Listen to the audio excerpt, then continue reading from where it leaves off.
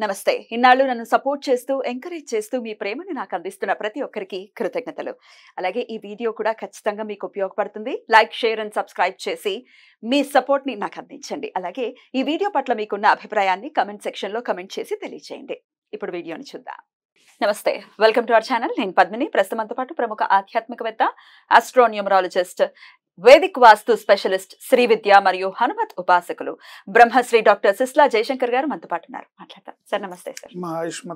బాగున్నారా సార్? బాగున్నాను sir. Numbers గురించి చెప్తున్నారు. Number 6 Venus. వీనస్ అంటేనే చాలా ఫ్యాసినేటింగ్ ప్లానెట్ అది డెఫినెట్ గా.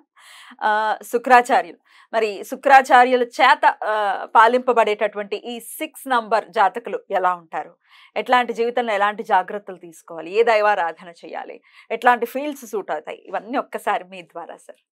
6వ నెంబర్లో పుట్టిన వాళ్ళు అంటే ఏ నెలలో అయినా సరే 6వ తారీఖు కానీ 15వ తారీఖు కానీ 24వ తారీఖు కానీ పుట్టిన వాళ్ళు 6వ నెంబర్ జాతకులు.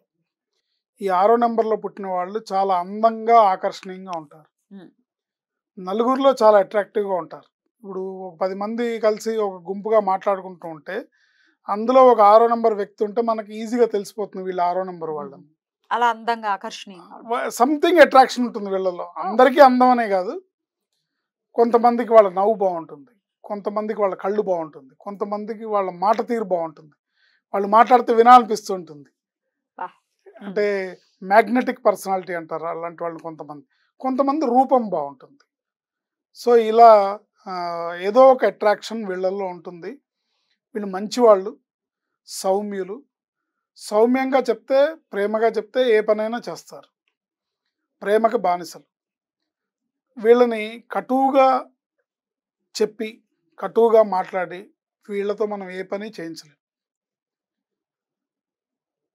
వీళ్ళు ఒక ఆర్గనైజ్డ్గా, బాధ్యతగా మీరు ఒక పని అప్పచెప్తే బాధ్యతగా ఆ పని నిర్వర్తించడంలో, తను పనిచేసి 10 మందితో చేయించడంలో వీళ్ళు నిష్ణాతులు. ఆర్గనైజింగ్ కెపాసిటీస్ వీళ్ళకి ఎక్కువ ఉంటాయి.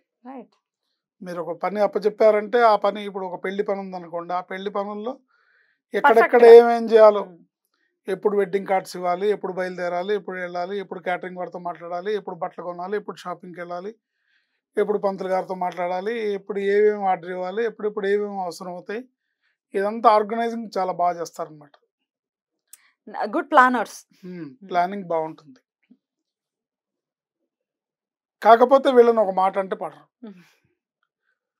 మంచి పనులు చేయడానికి ఇష్టపడతారు, చెడు పనులకి దూరంగా ఉంటారు.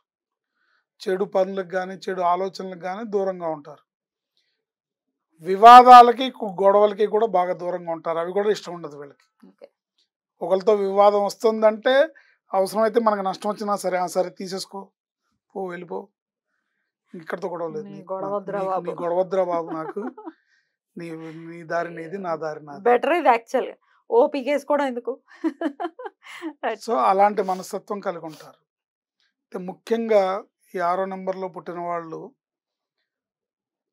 అప్పులు చేయకుండా ఉంటే మంచిది. అప్పుల జోలికి వెళ్ళొద్దా? అప్పులు చేయకుండా ఉంటే మంచిది. అప్పులు చేయడం వల్ల ఇబ్బందులు కొని తెచ్చుకుంటారు. ఒక పట్టాన్ని తీరవు. ఎందుకంటే అది గ్రహస్థితి అనుకోండి, ఏదన్నా అనుకోండి, వీళ్ళు చేసిన అప్పులు తొందరగా తీరవు. అప్పులు చేయకుండా ఉంటే మంచిది.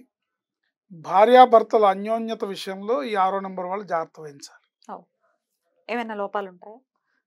జాతకరీత్యా ఏర్పడితే లోపాలు ఉంటాయి కదా. ఇప్పుడు పేరులో రాంగ్ నెంబర్ ఉంది, జాతకరీత్యా గ్రహస్థితి బాగుంది.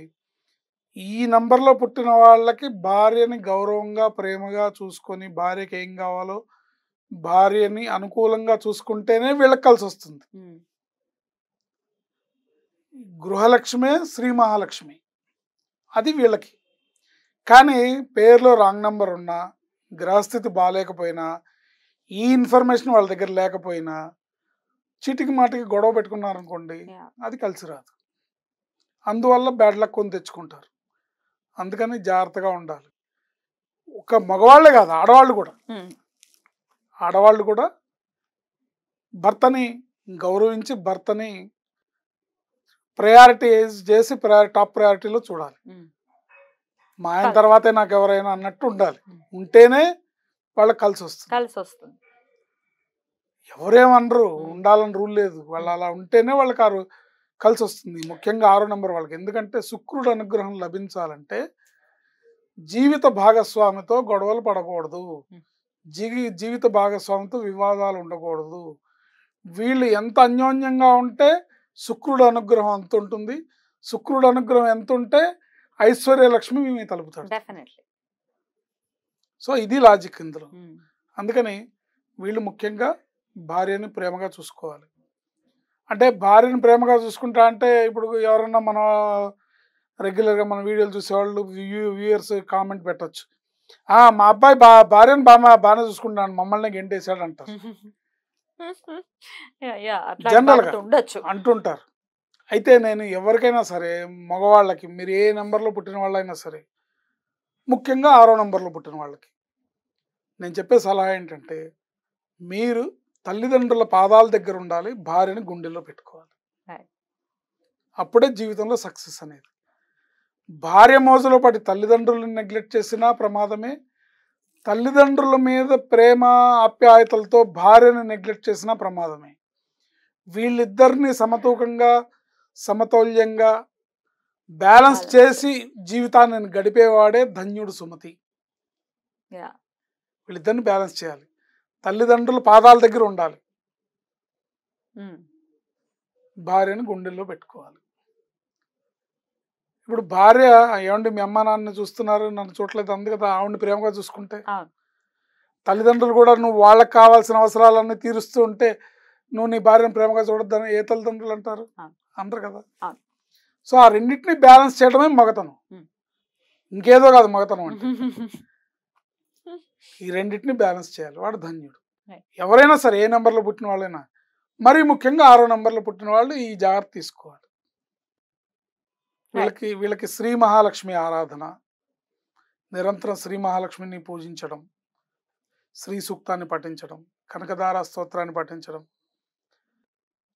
లక్ష్మీ అష్టకము, విష్ణు సహస్రనామ స్తోత్ర పారాయణం, ఈశ్వరాభిషేకం, ఇవి మంచి అదృష్టాన్ని ఇస్తాయి. అస్సలు పడని నంబర్స్ అంటే ఏం చెప్తారు సార్? 6కి 7 పడదు. 7 పడదు, ఓకే. కానీ వాళ్ళే అట్రాక్ట్ అవుతారు 7తో. స్వజాతి ధ్రువములు వికర్షించబడును, విజాతి ధ్రువములు ఆకర్షింపబడును అని ఆపోజిట్ పోల్స్ అట్రాక్ట్స్.